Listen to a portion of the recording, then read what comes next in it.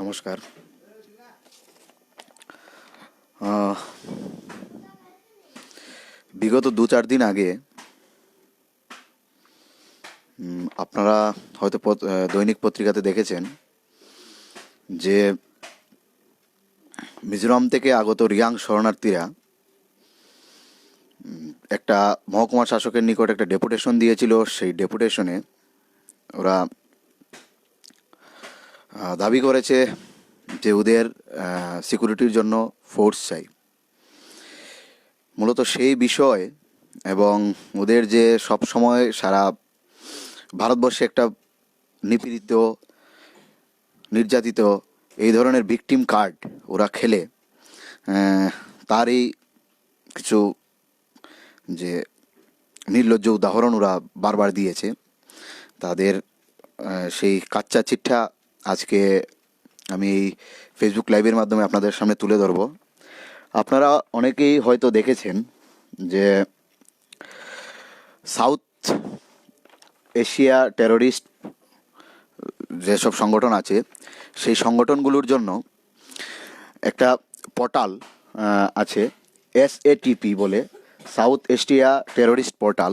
সেই পোর্টালের মধ্যে সে একটা ওয়েব পোর্টাল আছে যেখানের মধ্যে বিভিন্ন ধরনের যারা সন্ত্রাসী গ্রুপ আছে সেই সকল সন্ত্রাসী গ্রুপদের নাম সেখানে রেজিস্টার্ড আছে এবং তারা সেই সময় কী কী কাণ্ড করেছে এবং তারা কি এখন বর্তমানে ইনঅ্যাক্টিভ কি অ্যাক্টিভ নয় সেই বিষয়ে বিস্তারিত থাকে।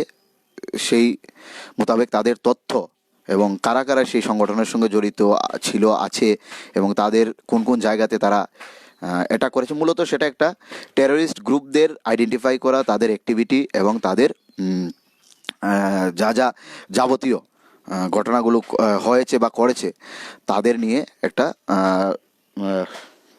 পোর্টাল, যেটার নাম হচ্ছে সাউথ এশিয়া টেরোরিস্ট পোর্টাল, যেটাকে সংক্ষেপে SATP বলে। সেই পোর্টালের মধ্যে যদি আপনি মিজোরাম স্টেটের দিকে দেখেন, তো মিজোরাম স্টেটে গিয়ে আপনি যখন ওটাতে সার্চ করবেন সঙ্গে সঙ্গে আপনি দেখতে পাবেন ব্রু ন্যাশনাল লিবারেশন ফ্রন্ট বলে একটা টেরোরিস্ট গ্রুপ আছে। সেই টেরোরিস্ট গ্রুপটা ইট ওয়াজ ফাউন্ডেড ইন 1996। এটা 1996-এ তৈরি করা হয়েছিল এবং এই যে ব্রু ন্যাশনাল লিবারেশন ফ্রন্ট, যেটাকে সংক্ষেপে BNLF বলে, সেই BNLF যেটা সংগঠন, সেই সংগঠন তৈরি হওয়ার পর সেটা একটা এথনিক কনফ্লিক্ট হয়েছিল বা ভায়োলেশন হয়েছিল মিজোরামে এবং রিয়াংদের, মিজো এবং রিয়াংদের মধ্যে 1996-এ। সেই 1996-এ যখন সেই ভায়োলেশন হয়েছিল, সেটা মামিত বলে একটা ডিস্ট্রিক্ট আছে মিজোরামের, সেই মামিত ডিস্ট্রিক্টে সেই ভায়োলেশনটা মানে যে এথনিক ভায়োলেশন, সেই ভায়োলেশনটা হয়েছিল। এবং এই যে Bru national liberation front BNLF, এই BNLF মূলত যে কারণে তৈরি হয়েছিল এবং তাদের উদ্দেশ্য কী ছিল এবং তারা যে পর্যায়ে নিয়ে গিয়ে ওইখানকার স্থানীয় যে মিজুরা ছিল, মিজুদের সঙ্গে এই সংগঠনটা রিয়াং ভার্সাস মিজু করে এখানে একটা ভায়োলেশন তৈরি করেছিল 1996-এ। 1996 থেকে ওরা সেই সংগঠনটা তৈরি হওয়ার পর ওরা ভায়োলেশন করার পরিকল্পনা এবং তৈরি করা শুরু করে, যেটা আমরা দেখতে পারি যে 1997-এ একটা বৃহৎ আকার ধারণ করে এবং মামিত ডিস্ট্রিক্ট এবং আরেকটা ডিস্ট্রিক্ট থেকে সেখানকার রিয়াং, যেখানে মিজোরামের রিয়াংরা সেখান থেকে চলে আসে ত্রিপুরা বিভিন্ন জায়গায়, বিশেষ করে কাঞ্চনপুর এবং পানিসাগরে। এখন এই যে ব্রু ন্যাশনাল লিবারেশন ফ্রন্ট, এই ব্রু ন্যাশনাল লিবারেশন ফ্রন্ট যে তৈরি হয়েছিল, সেই তৈরি হওয়ার পর তাদের ডিমান্ড কী ছিল?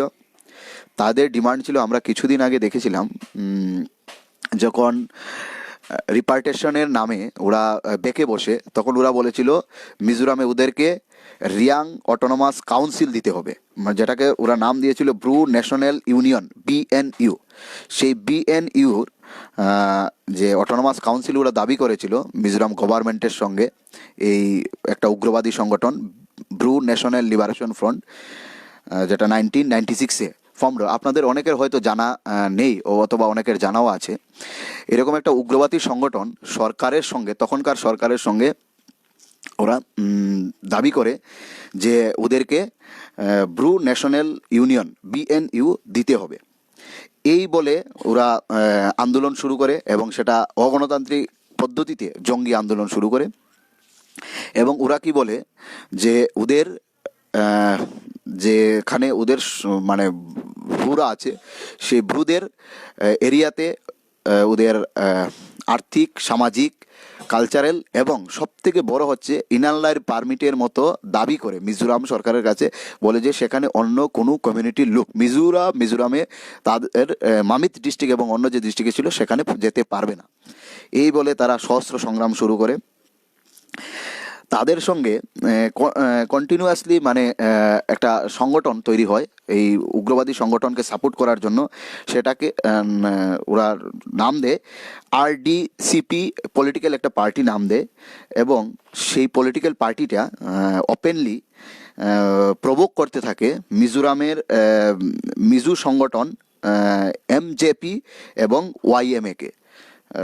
কন্টিনিউয়াসলি প্রভোগ করতে থাকে এবং তাদেরকে বিভিন্নভাবে আক্রমণ করতে থাকে, সেটা সভা সমিতি হোক এবং ইন্টারনালি করতে থাকে তাদের উপর আক্রমণ। ব্রু ন্যাশনাল লিবারেশন ফ্রন্ট, আপনারা ওয়েব পোর্টালে সার্চ করলে, আমি দেখছিলাম আজকে ওয়েব পোর্টালে সাউথ এশিয়ান টেরোরিস্ট পোর্টাল, যেটা গভর্নমেন্ট একটা পোর্টাল, সেই পোর্টালে আপনারা যখন সার্চ করবেন আপনারা দেখতে পাবেন যে এখানে মিজোরামের যখন আপনি যাবেন, মিজোরামে যাওয়ার পর এই ব্রু ন্যাশনাল লিবারেশন ফ্রন্ট যে টেরোরিস্ট গ্রুপ, সেই টেরোরিস্ট গ্রুপের পুরো কাচ্চা চিটটা আপনাদের সামনে এসে যাবে।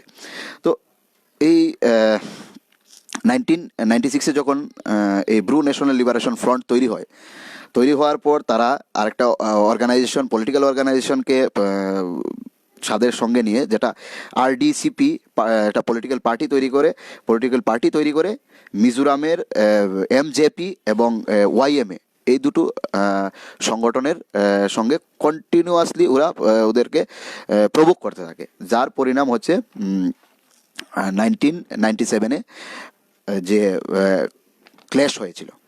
এখন প্রশ্ন হচ্ছে, আজকে যারা মিজোরামের থেকে ডিসপ্লেস হয়ে বলছে শরণার্থীর সুবিধা ভোগ করছে, কারণ একই রাজ্য থেকে অন্য রাজ্যে এসে, সেটা জেনেভা কনভেনশনে এবং জেনেভাতে যে শরণার্থীর যে সংজ্ঞা দেওয়া হয়েছে, রাষ্ট্রসংঘের যে সংজ্ঞা দেওয়া হয়েছে, সেই সংজ্ঞা অনুযায়ী তারা এই শরণার্থী নয়। তারপরেও বিগত 23 বছর ধরে তারা শরণার্থীর সব ধরনের সুযোগ সুবিধা ভোগ করছে, এখনও করছে। তারপর কি করে এই Bru national liberation front BNLF, যেটা হাইলাকান্দি এবং আসাম, মিজোরাম এইসব এরিয়াতে এই সংগঠনটা ওদের কাজ চালু রেখেছিল। তো এই সংগঠনের সাহায্য নিয়ে সেখানে উগ্রবাদী কার্যকলাপ শুরু করে। এবং সেই সংগঠনের যারা উচ্চস্তরীয় নেতৃত্ব ছিল, সংগ্রামমাই রিয়াং এবং হাসান সাইমা, এরা একজন প্রেসিডেন্ট ছিল আর একজন ডেপুটি কমান্ড্যান্ট ছিল। এই ডেপুটি কমান্ড্যান্ট ওরা কি করে ওই সংগঠনটাকে এগিয়ে নিতে শুরু করে এবং বিভিন্ন জায়গায় মামিত ডিস্ট্রিক্ট এবং আরেকটা ডিস্ট্রিক্টের মধ্যে ওরা উগ্রবাদী সংগঠন এবং সাধারণ মানুষের উপর আক্রমণ শুরু করে। এই যে ব্রু ন্যাশনাল লিবারেশন ফ্রন্ট, এই Bru national liberation front NLFT বলে একটা জঙ্গি সংগঠন, যেটা ত্রিপুরায় আছে, আপনারা সার্চ করলে দেখতে পারবেন। ইট ওয়াজ ফর্মড 12 মার্চ 1989। এই NLFT সংগঠনটা ফর্ম হয়েছিল ত্রিপুরাতে যা থাঙ্গা মাসা নামে একজন ওনাদের লিডার ছিল, NLFTর যে ফাউন্ডার মেম্বারদের মধ্যে থাঙ্গা মেসা। তো এই যে সংগঠন ব্রু ন্যাশনাল লিবারেশন ফ্রন্ট এবং NLFT যৌথভাবে ত্রিপুরার বিভিন্ন জায়গায় এবং আলাদাভাবেও ত্রিপুরার বিভিন্ন জায়গায় ওরা অ্যাটাক করেছিল।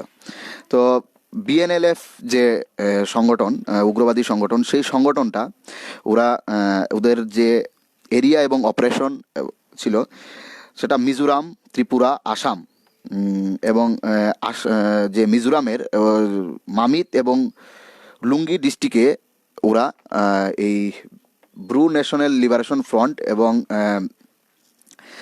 ওদের আরও সহযোগী যেগুলো সংগঠন ছিল সেই সংগঠনের যৌথ উদ্যোগে ওরা অপারেশন করে এবং সেই দুইটা ডিস্ট্রিক্টের মধ্যে সন্ত্রাসবাদী কার্যকলাপ ওরা শুরু করে। তো এর ফলে কি হয়, 1997-এ সেখানকার যখন মিজু রা ওদের প্রতিবাদ করে এবং মিজুরা ওদের এইসব কাণ্ডকলাপের বিরুদ্ধে প্রতিবাদ করে, তখন ওরা কি করে একটা ভিকটিম কার্ড খেলে দেয়। ওখানে নাকি মিজুরা ওদেরকে তাড়িয়ে দিয়েছে। অ্যাকচুয়াল ঘটনা হচ্ছে অনেকের হয়তো জানা নেই এরা কেন এখানে এসেছে এবং কি কারণে এসেছে। ওদের কার্যকলাপ ওরা মিজোরামে থেকে যেটা এখন ত্রিপুরায় করতে চাইছে, যেভাবে ত্রিপুরার স্থানীয় মানুষদেরকে ডেপুটেশনের নামে ধমকানোর চেষ্টা করছে, ঠিক সেইভাবে 1996-এ ওরা একটা সংগঠন তৈরি করে, উগ্রবাদী সংগঠন, এবং একটা তথাকথিত রাজনৈতিক দল আরডিসিপি নামে একটা পার্টি তৈরি করে, আপনারা নেটে গিয়ে সার্চ করলে দেখতে পারবেন। সেই পার্টি তৈরি করে ওরা মিজোরামের অর্গানাইজেশন লাইক এমজেপি এবং ওয়াইএমের কে প্রভোগ করতে থাকে ওদের সঙ্গে দাঙ্গা করার জন্য, এবং ক্রমাগত এটা চলতে থাকে, যার ফলশ্রুতি 1997-এ অক্টোবর মাসে একটা রাইট হয়, যেটা মিজোরাম এবং মিজো এবং রিয়াংদের মধ্যে। তার থেকে ওরা কি করে ভিকটিম কার্ড খেলে ত্রিপুরাতে চলে আসে। ঠিক এখন যখন ওদের একটা স্থায়ী সমাধানের পথে বলছে সরকার আসছে, ঠিক তখনই ওরা কি করছে, ত্রিপুরায় সেম গেম খেলা শুরু করেছে। ত্রিপুরাতে এরা এখন পর্যন্ত স্থায়ীভাবে বসবাসের স্থায়ী বাসিন্দা হয়নি। তার পরিপ্রেক্ষিতে ওরা একটা নতুন একটা গল্প শুরু করে দিয়েছে, ওরা আবার নাকি ভিকটিম। কিন্তু তাদের যে জঙ্গি কার্যকলাপ এবং তাদের জঙ্গি সংগঠনের যে তাদের আছে, সেটা আমার কথা নয়, সেটা আপনারা দেখতে পারবেন সরকারি পোর্টালের মধ্যে পর্যন্ত দেওয়া আছে। সাউথ এশিয়ান টেরোরিস্ট পোর্টাল, যেখানে মোস্ট ওয়ান্টেড টেরোরিস্ট সংগঠন এবং টেরোরিস্টদের নাম থাকে, সেই সকল জায়গাতে ওরা এত ভালো যে তাদের সংগঠনের নাম ওখানে আছে। এবং আসামের যেই জায়গাতে এই বিএনএলএফ, আসামের যেই জায়গাতে ওরা অপারেশন করেছিল, সেটা হচ্ছে হাইলাকান্দি ডিস্ট্রিক্টে এবং খুবই আশ্চর্যের বিষয়, এই যে বিএনএলএফ 1996-এ তৈরি হয়েছিল, সেই বিএনএলএফ এখানে তৈরি হওয়ার পর ত্রিপুরার কাঞ্চনপুরেও বিভিন্ন ধরনের ঘটনা ঘটেছিল, সেটা অন রেকর্ড বলছে। এবং সেই ঘটনাগুলো আপনারা গুগলে গিয়ে যদি আপনারা SATP পোর্টাল সার্চ করেন, তখন আপনারা দেখতে পারবেন। এবং তাদের সঙ্গে যুক্ত হয়েছিল কে, আমি বলেছিলাম NLFT। এই NLFT একটা যখন সংগঠনটা তৈরি হয় 1989 12 মার্চ, এই সংগঠন যখন তৈরি হয়, এই সংগঠনের কার্যকলাপ এত ভয়ঙ্কর ছিল এবং তাদের কাছে এত অত্যাধুনিক AK সিরিজের বিভিন্ন ধরনের অটোমেটিক আগ্নেয়াস্ত্র ছিল, এবং তাদের যে কর্মকাণ্ড আমরা সকলেরই জানা, এবং কে সেই সংগঠনের নেতৃত্ব দিচ্ছিল এবং কার সঙ্গে পিস্টক হয়েছিল আমাদের সকলেরই জানা আছে। এবং আরেকটা সংগঠন আছে অল ত্রিপুরা টাইগার ফোর্স বলে একটা সংগঠন আছে, আমি এখানে দেখছি। তো এই টাইগার ফোর্সের ব্যাপারে আমরা জানি, ATTF যেটাকে বলা হয়, সেই ATTF যখন পিস্টক করেছিল, সেই পিস্টক করার সময় কার সঙ্গে পিস্টক করেছিল? রঞ্জিত দেববর্মা। আপনারা হয়তো অনেকেই ওকে এখন আপনারা দেখেন বিভিন্ন জায়গায়, বিভিন্ন লুকের সাথে, মুকুটিন সম্রাটের সঙ্গেও দেখা যায়। তো উনি যখন পিস্টক করেছিলেন, উনি কি বলেছিলেন পিস্টক করার সময়? তখনকার সময়ে যাদের সঙ্গে পিস্টক হয়েছিল তাদের মধ্যে আমাদের প্রাক্তন যে CM মানিক সরকার, উনিও ছিলেন সেই পিস্টকে, এবং উনি ডিমান্ড করেছিলেন যে Tripura after 1949 and was names did not figure in the voters list of 1952 should be declared as a foreigner। মানে উনি বলার চেষ্টা করছেন যে যাদের নাম ত্রিপুরা ভারতবর্ষের সঙ্গে যুক্ত হওয়ার 1949-এ যুক্ত হওয়ার পর 1952-তে ভোটার লিস্টে যাদের নাম নেই, তাদেরকে ফরেনার ঘোষণা করার জন্য এই পিস্টক হয়েছিল। এবং সেই পিস্টকে আমাদের প্রাক্তন মুখ্যমন্ত্রী মানিক সরকারও সেই পিস্টকে ছিলেন। ঠিক আছে, তো এই ছিল ATTF এর সঙ্গে পিস্টক। যেটা এখন যারা বলছে যে এই ঘটনাগুলো এখন থেকে ঘটছে বা একটা সরকার পরিবর্তনের পর ঘটছে, সত্যি সেটা নয়। সেটা দীর্ঘদিন ধরে 1996-এ ত্রিপুরার মধ্যে এ ধরনের ঘটনা ঘটানো হবে সেই পরিকল্পনা মিজোরামে বসে তৈরি করা করেছিল। এবং এখানকার কিছু লোক, এখানকার উগ্রবাদী সংগঠনের নেতৃত্ব লোকেরা সেই সময় সেখানে তাদেরকে মদত করেছিল, যার জন্য মিজোরামের মামিত এবং লুঙ্গি ডিস্ট্রিক্টে এই ধরনের ঘটনা হয় 1997-এ। এখন প্রশ্ন হচ্ছে, তারা যখন আমাদের উপর ক্রমাগত আক্রমণ করছে, সেটা মিজোরামের জনগণ, মিজোরাও আমাদের ভারতবর্ষের নাগরিক, আর আজকে ত্রিপুরা যারা আছে সে যে কোনো ট্রাইবস হোক নন ট্রাইবস হোক সবাই ভারতবর্ষের নাগরিক। এখন প্রশ্ন হচ্ছে, যারা যারা এরকমের উগ্রবাদী সংগঠন তৈরি করে এবং পরবর্তী সময়ে ভিকটিম কার্ড খেলে সরকারের বিভিন্ন ধরনের সুযোগ সুবিধা বিগত 23 বছর ধরে নিচ্ছে, সেই সংগঠনগুলিকে ব্যান না করে সেই সংগঠনগুলির সঙ্গে পিস ডায়লগ করে কি মেসেজ দেওয়া হচ্ছে? এবং পুনরায় এখন যেটা তৈরি হচ্ছে, নতুন করে মিজোরামের ব্রুরা ডেপুটেশন দিয়েছে। আজ পর্যন্ত একটা রাজনৈতিক দল সেই যে ওরা যে ডেপুটেশন দিয়েছে সেই ডেপুটেশনের বিরোধ করেনি। মানে ওরা এতে কি প্রমাণ করতে চাইছে? যে ওরা যে ডেপুটেশন দিয়েছে তা সঠিক। যদি সঠিক না হয় তাহলে আপনারা as a political party, as a social worker, those are dealing with the society, কেন আপনারা সেটার প্রতিবাদ করছেন না? পত্রিকাতে এসেছে, ওদের ডেপুটেশনের কপি এসেছে, এবং যে যাদেরকে দেওয়া হয়েছে তারা কেন এখন পর্যন্ত প্রতিবাদ করছে না? এটা আমার প্রশ্ন থাকবে।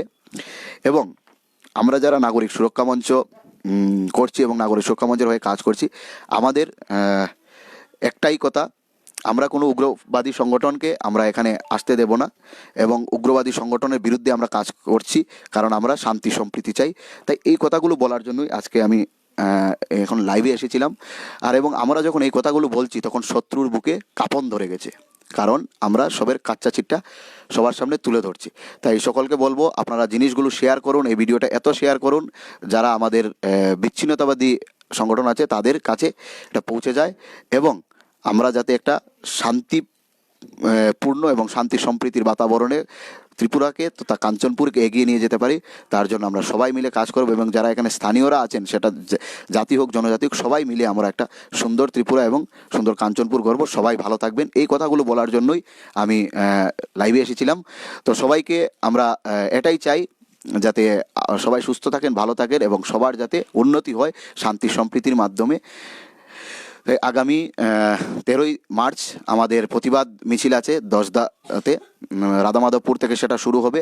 এবং 14ই মার্চ আমাদের লালজুড়িতে দুস্থ রোগীদের জন্য, যেখানে স্বাস্থ্য পরিষেবা ভালো নেই, সেখানে মেগা হেলথ ক্যাম্প আমরা বিনামূল্যে করছি। আপনারা সবাই সেখানে আসবেন এবং সবাইকে নিয়ে আসবেন, এই অনুরোধটুকু রেখে লাইভ থেকে বিদায় নিচ্ছি। সবাই ভালো থাকবেন।